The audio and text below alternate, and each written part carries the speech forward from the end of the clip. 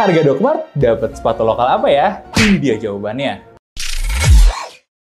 Halo guys, Dimas sendiri dan kali ini gue seneng banget kita udah lama gak bahas boots dan kita bakal bahas boots lagi. Dan khusus buat kali ini kita memang cari boots lokal yang memenuhi dua kategori, yaitu pertama, harganya harus deket-deket sama Dokmart. Kenapa? Karena ternyata Dokmart itu masih di harga yang sweet spot lah buat harga orang Indonesia ya.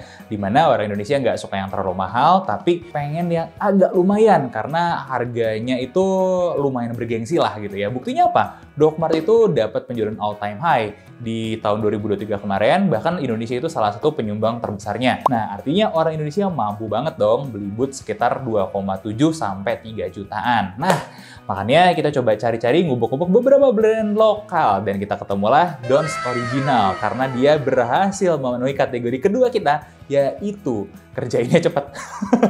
Iya ya, karena kan kita butuh bahan konten dong. Kalau ngerjainnya lama, kita waiting listnya lama. Sedangkan kita kejar-kejaran nih syutingnya aja. Ini hari ini aja back to back 2 sepatu nih kita potong sekaligus karena jadwalnya lagi padat banget nih guys. Karena Dons bisa cepat, bahkan bisa ngerjain lebih dari 1 sepatu, kita memutuskan untuk pesan 3, di mana 3 sepatu ini dengan karakter yang berbeda-beda ya. Untuk sepatu yang pertama di sini, ini ada Mokto, ini ukuran gua. Memang gua mencari apa yang harganya pas banget sama harga Dokmart, 2,7, 2,8 ya ternyata dapetnya ini. Nah, sedangkan kita penasaran juga dong kalau yang pakai spek luar itu gimana sih, kayak kulit luar gitu ya, semacam badalasi. Nah, itu dapat juga di harga yang agak tengah-tengah, 3 jutaan lebih dikit, dan naik lagi dikit, 3,5-an gitu ya. Dapatnya apa? Ternyata konstruksinya lumayan, dapat Norwegian Welt. Nah, kita kan udah lama nih nggak bahas yang Norwegian Welt, jadi disclaimer dulu, yang kita potong hari ini adalah yang ini. Nah, sedangkan yang 2 lagi akan kita pakai untuk jangka waktu panjang, dan kita akan bahas juga seperti apa hasilnya kalau boots kayak gini kita siksa lama-lama, kita pakai gitu ya, dan lain sebagainya. Jadi ini juga memenuhi permintaan kalian, kan kalian minta tolong jangan dipotong semuanya. Banyak yang komen juga kalau kalian pengen lihat pemakaian jangka panjangnya. Siap juragan, kita penuhi permintaan kalian. Langsung aja kali ya kita gas bedah sepatunya.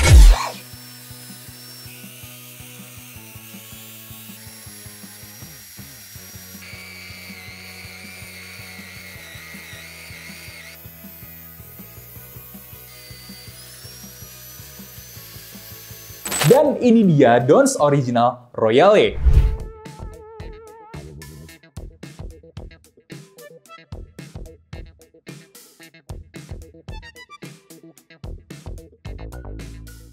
FYI aja, Dons ini punya berbagai opsi yang menarik sebenarnya. Karena dia itu buat nyocokin budget kalian nih, selalu bisa punya opsi lain lah buat segi upper. Ada upper luar, kayak di sini badalasi. Nah, sedangkan opsi upper lokalnya itu rata-rata berkualitas baik. Kayak kita bisa lihat di sini, ini sebenarnya pull up leather biasa, lokal. Tapi gila Bo, ini auranya tuh beda banget dan gokil banget. Jujur ini nge-break in-nya juga masih susah. Gua udah 3 mingguan belum berhasil break in sempurna. Tapi udah lumayan lah, udah lumayan enak dipakainya. Nah, sedangkan yang ini belum di break in sama sekali karena anak-anak yang size 42 masih ngetes sepatu yang lain gitu ya. Jadi masih kita diamkan saja. Padahal ini yang paling overkill dengan Norwegian Welt. Nah, ini adalah Crazy Horse lokal juga. Dan kalian bisa lihat karakter kulitnya itu bagus sekali. Ya kita diskusi rame-rame ya, ternyata memang kita paling suka sebenarnya karakter sama si kulit badalasi ini. Begitu dengan Donsnya ya, karena kita ngobrol dengan ownernya, dengan makernya ya, buat dapat banyak info sebelum pesan. Ternyata salah satu favoritnya juga adalah ini ya, gue ngerti sih kenapa ya. Makanya untuk sesi ini kita akan bahas satu persatu materialnya secara singkat, tapi fokus utamanya adalah di sepatu ini. Disclaimer lagi, ini adalah sistem penilaian baru yang lagi kita develop, dan kalau kalian ngerasa ada yang masih kurang, silahkan ngomong aja, koreksi juga nggak apa-apa.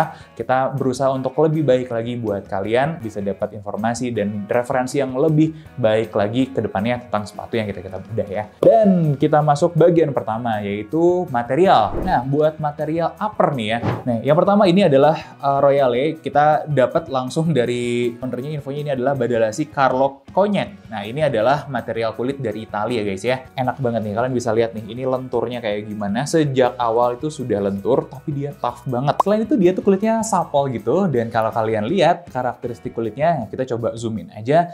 Ini tuh bener-bener mengesankan sih kalau buat gue. Gue mau coba kenalin lagi di material yang lain. Yang terbagus kedua adalah Crazy Horse yang sini ya, yang lokal. Kita belum banyak interaksi sama ini, dan ini kuat sekali. Ini dari gue pegang-pegang aja, break-innya akan butuh waktu, tapi ini nyaman sih. Yang paling menarik adalah dari Crazy Horse ini, gue lihat pertama kali dia lebih cakep daripada fotonya. Ini jarang-jarang ya. Urutan ketiga kalau menurut gue adalah pull up leather ya, gimana pun pull up ya. Pull up leather lokal ini tuh kaku sekali, cuman dia si Dons ini berhasil nge-finishing dengan baik si uppernya, jadi auranya itu dahsyat sih kalau menurut gue ya. Beberapa detail-detail ini pakai eyelet yang semuanya tersedia di lokal ya, dan ini eyeletnya bagus. Kemudian kita juga ngelihat talinya ini biasa aja ya, ini wax shoelace, semuanya pakai wax shoelace biasa, tersedia di lokal juga, bukan barang yang mahal, tapi kombinasi warnanya selalu manis ya, kayak ini merah marun gitu ketemu sama upper kayak gini, pas gitu. Nah, sedangkan kalau di model lace tutu ini ada yang menarik nih di sini. Nah, dia dikasih lidah ekstra buat apa? Ini buat aksesoris doang sebenarnya ya. Tapi kalau buat kita sih ini membuat aura bootsnya jauh lebih beda gitu. Gimana kalau kalian suka nggak dengan tambahan aksesoris kayak gini ya? Jadi memang estetikanya ini gue akuin ini sudah sangat dapat sekali. Nah, kembali fokus pada sepatu ini. Kita mencoba mengetes kekuatannya. Ternyata kita menemukan dari segi Dremel nih ya. Hasil Dremelnya kita menemukan kulit badalasi. Itu berkurang 0,5 mm dalam 10 detik. Ini sangat kuat sekali loh guys, berarti guys. Nah, sedangkan gimana dengan material liningnya? Lining ini pakai kulit cowhide lokal, ini juga punya kekuatan yang relatif baik ya. Dimana kalau hasil Dremel kita di lining itu kekelupasnya lumayan banyak, tapi nggak sampai jebol. Nah, memang lining yang dipakai ini bagus sekali berarti ya dari segi ketahanannya. Nah, feel-nya juga kalau kita pegang, ini memang beda ya sama impor ya, tapi kalau kita rasain dan kita pakai, ini sama sekali nggak ada masalah. Menurut gua fine dan pas aja sih. Detail tambahan semua bootsnya Dons itu sudah gaseti tong seperti ini. Nah, gimana dengan ratingnya? Untuk seri Royale ini kita berikan rating 8,5 ya untuk seri Royale. Ini gua nggak topik, bener-bener gua puas sih sama material yang dipakai di sini ya. Kalau kalian bertanya, gua ngasih rating berapa sih buat sepatu yang lain? Kalau buat Moktunya gua kasih 7,8, sedangkan kalau buat lace tutunya ini yang pakai Crazy Horse lokal gua kasih rating 8 dari 10. Kayak gitu ya kalau kalian penasaran, tapi official ratingnya nggak ada di sini. Kita akan masuk ke ngebahas midsole-midsoleannya ya. Jadi sebenarnya bukan midsole sih. Ini adalah bagian insole, kemudian alas yang kita akan bahas ya. Nah, ini seperti apa? Menurut gua, ini insole-nya ini sangat menarik. Dia pakai bahan latex. Latexnya ini tuh kalau diukur durometer itu memang keras, tapi feel pakainya itu enak dan dia nggak gampang kempes. Itu catat yang paling penting, tidak mudah kempes. Dia dilapis lagi leather yang sama dengan liningnya di sini. Overall kombinasinya itu enak, udah pas, udah proper sih kalau menurut gua. Dan corknya itu pakai cork lembaran. Nah, ini bukan opsi yang terbaik, tapi kalau mengingat harga, opsi yang kita dapat juga ya nggak banyak kan.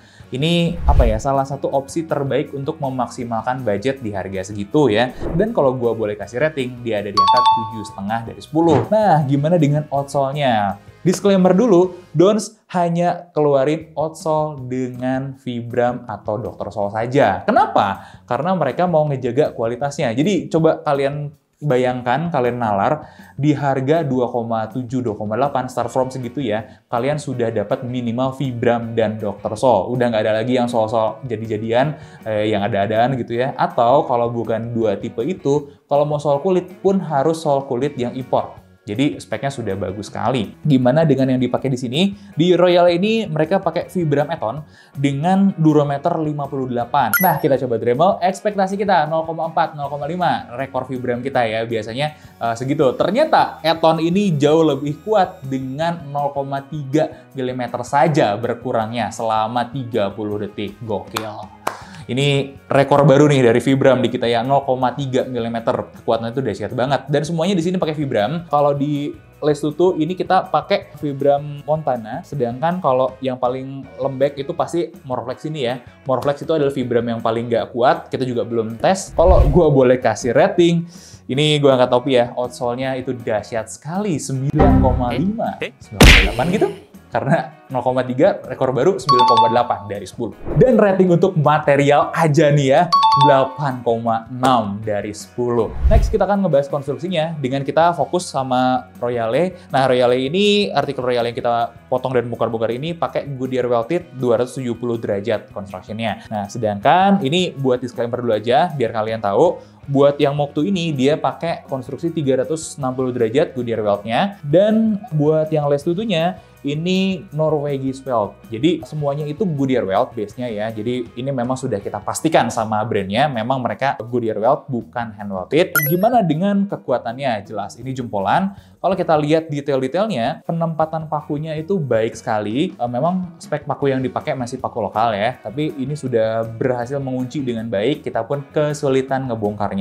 Apa sih bedanya 360 dengan 270 derajat? Kalian bisa lihat jahitan Goodyear Weld-nya berakhir di sini. Jadi bagian heel-nya itu fokus dikunci dengan paku, sedangkan kalau yang 360 derajat ini akan terus jahitannya ke belakang. Kayak gitu kurang lebih beda ringannya. Dan kayak kita tahu, konstruksi Goodyear Weld itu sangat kuat sekali ya. Namanya juga ini ya, Goodyear Weld memang didesain untuk bertahan bertahun-tahun gitu ya. Itu pengalaman kita sih ya. Nah, beberapa detail-detail mereka menggunakan 5 stitch per inch dan ini menurut kita sangat rapi sekali jahitannya. Gokil sih. Nah, cuman dari ownernya itu ngerasa ini tuh masih terlalu rapat, terlalu rapi. Mereka pengennya lebih rugged dan lebih jarang-jarang gitu si stitch-nya. Kalau menurut gue buat apa? 5 itu udah bagus angkanya gitu. Bahkan kalau gue pribadi nih sebenarnya lebih suka lebih rapat. Makanya rekor sepatu kulit yang gue miliki itu ada di 14 stitch per inch ya. Ya coba cari aja deh di Indonesia ada nggak yang bisa bikin 14 SPI ya, susah banget itu. Balik ke sini, di sini beberapa detail benangnya sudah pakai Sarnafil yang sangat kuat sekali. Kita juga pas gue bongkar, wah gue angkat tangan. Ternyata kita menemukan juga kalau benang ini tuh nggak gampang kotor dan kalau kotor itu cuman di buff doang sudah bersih. Ini jempolan juga ya, dipikirin sampai ke situ. Nah, kalau gue boleh bilang dengan konstruksi kayak gini, di harga segini sangat-sangat good deal sekali. Plus, yang perlu kalian tahu adalah sepatunya tidak ada yang miring-miring. Jadi beberapa sepatu hand welded, Goodyear Welted, bikinan lokal, itu kadang-kadang bisa terjadi. Dimana bagian heel ini itu kanan-kiri itu bisa beda, bisa miring, dan kalian bisa lihat sendiri ya, beberapa sampel-sampel yang ada di sini semuanya dalam kondisi yang baik, dan ini good job sekali buat mereka, makanya untuk konstruksi kita kasih 8,5 dari 10. Next, kita harus ngebahas kenyamanannya. Ini bagian paling spesial sih kalau menurut gua. Ukuran-ukuran dulu ya. Kita fokus ke Royale. Untuk instep-nya, dia tinggi sekali. Kalau gaseti tong yang ini kita angkat sampai maksimal, ternyata dia bisa sampai 107,7 mm. Kemudian lebarnya itu di 95,2 mm, nggak terlalu lebar ya, ini di size 42. Panjangnya tuh ada di 27 mm. Nah, beberapa disclaimer dulu, kalau kalian pengen yang lebih panjang dan lebih lebar, jangan pakai las yang ini. Kalian tanya las yang dipakai di sini. Ini kalau temuan kita, lebar toe box-nya itu sampai ke 99 mm. Kurang lebar, kalian pindah lagi sama Moktu, karena Moktu itu memang seharusnya yang paling lebar, dan gua sendiri itu kan lebarnya sampai 120 mm ya kakinya ya, makanya gua lebih op sama Moktu karena buat mengakomodir kaki gua gitu. Dan ini enak banget sih, kaki gua tuh masih bener-bener dapet room yang oke di sepatu ini. Dan sepatu boot itu pasti harus agak nekan sedikit, cuman nggak mengganggu sama sekali. Gua masih sangat nyaman di fittingnya Moktu ini. Selanjutnya, durometer insole-nya. Durometer insole-nya juga tadi kita udah bahas ya, relatif empuk. Jadi salah satu keempukan yang kita dapat itu ternyata memang dari insole. Good job buat pemilihan insole latexnya. Nah, yang paling menarik adalah feel ringan dan kemudahannya dipakai pertama kali. Maksudnya gimana? Jadi ini adalah sepatu kulit Goodyear Welted teringan yang pernah gue cobain. Jadi bener-bener pas dipakai pertama kali, loh kok ringan? Padahal kalau kita lihat gramasinya itu bukan yang apa ya, bukan yang ringan banget.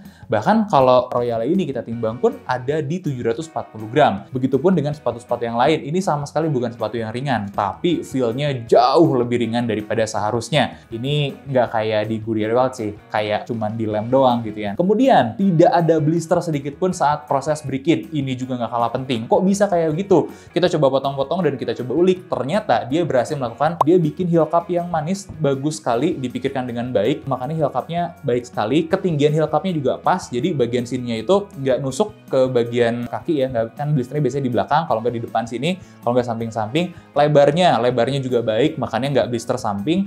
Dan bagian lidahnya ini nih, ini yang paling kita suka nih. Transisi lidah sampai ke bagian depannya juga baik sekali. sekali dan nggak ada yang tajam sama sekali. FYI aja, Doc Mart itu suka bikin luka di bagian sini karena bagian ininya tuh lebih nusuk dan lebih tajam gitu. Nanti kapan-kapan kita bahas lah ya khusus buat itu. Nah, ini tidak seperti itu. Jadi benar-benar dipikirkan keamanan kaki kalian di dalamnya. Ini gue kasih jempol 4. Dahsyat sekali sih. Tapi berapa lama gue bisa ngebreakin? Tadi gue udah cerita, untuk 3 minggu belum cukup. Kemungkinan di minggu keempat nanti kita coba lihat ya seperti apa. Gue pakai hampir tiap hari. Jadi kadang-kadang gue pakai 2 hari berturut-turut, terus ada rehat sehari gitu ya. Besoknya gue pakai lagi, bisa 2 hari berturut-turut. Kurang lebih kayak gitu biar mempercepat breakinnya. Detailnya yang lain lagi ya, ini udah bisa dipakai jongkok nih. Jadi udah 3 minggu gue udah bisa jongkok pakai sepatu ini meskipun bagian uppernya masih keras. Jadi pertanda yang baik juga. Kemudian badalasi nih. Nah, badalasi ini lebih baik lagi yang di sini, yang di Royale.